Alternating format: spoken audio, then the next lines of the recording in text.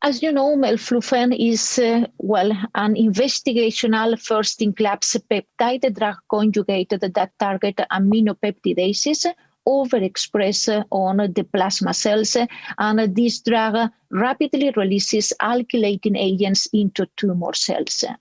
The Horizon is the pivotal study conducted in relapsed and refractory myeloma patients, all of them refractory to pomalidomide or anti-CD38 monoclonal antibody or both agents.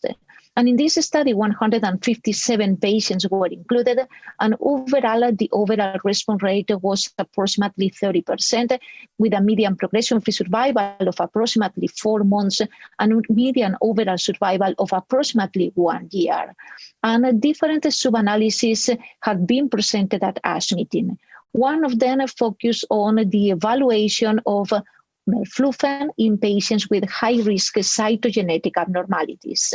And approximately 59 patients presented with high-risk cytogenetic abnormalities, including deletion 17p, 414 translocation, 416, and plus 1q abnormality. And overall, it stood that patients with high-risk cytogenetic abnormalities responded to melflufen, and the overall response rate was slightly inferior in comparison with the standard risk, but approximately 20%, and the median duration of response was of approximately 7 months.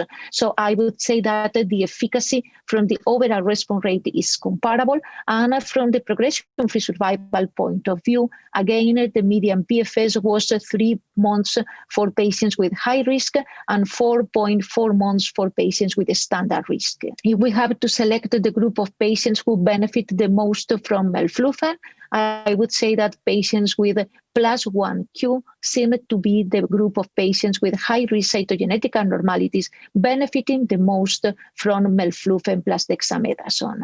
So safety profile is acceptable in this group of patients, and definitely I think that melflufen can represent in the future a new option of therapy for relapsed and refractory myeloma patients exposed to PI, IMiDs, anti-CD38 monoclonal antibodies, and patients with high-risk cytogenetic abnormality should not be excluded from this therapy. In addition with this sub-analysis, there is another important sub-analysis presented at ASH meeting coming from the Horizon study in patients previously treated with alkylators. This group of patients is important because, almost all patients included in the Horizon study had been previously treated with alkylators. And in fact, some patients had received alkylators more than one time.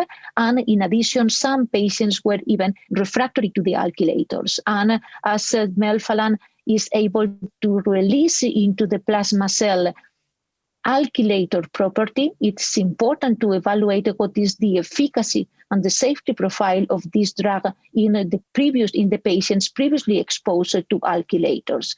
As I previously said, almost all patients, 178 out of 202 patients included in this sub-analysis had been exposed to the alkylators. The efficacy is sustained, and the overall response rate of approximately 30% was consistent in patients exposed and not refractory to alkylators. The exception would be the subgroup of patients exposed to alkylators as part of 2 prior lines of therapy, and in addition, refractory to 2 alkylators. And in this subgroup of patients, the efficacy observed with melflufen plus dexamethasone was a bit inferior in comparison with the overall response rate so far reported in the intent to treat patient population. But this sub-analysis, from my point of view, is relevant because the prior therapy with alkylator, even if the patient is refractory, it's not a contraindication to utilize melflufen plus dexamethasone. And the third sub-analysis I would like to remark is that evaluating the role of melflufen plus dexamethasone in patients with extramedullary disease. Extramedullary disease is a challenging situation in multiple myeloma because the plasma cells are able to escape from the bone marrow control, and definitely is a high-risk feature in myeloma. In the Horizon study, well, there was approximately 25% of the patients presenting with extramedullary disease as bone tissue plasmacytomas, but also pure extramedullary disease. So plasmacytomas not dependent of the bone.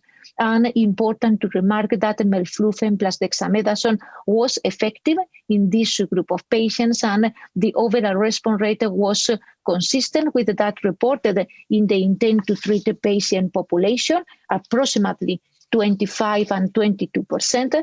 The median progression-free survival is also comparable, a bit shorter in comparison with the group of patients non-presenting extramedullary disease. But again, I would say that melflufen and dexamethasone works in patients with extramedullary disease, and this would represent an ideal choice for these patients that, as I previously said, they represent a challenging situation in the treatment of patients when we have in front of us patients with myeloma presenting with extramedullary disease.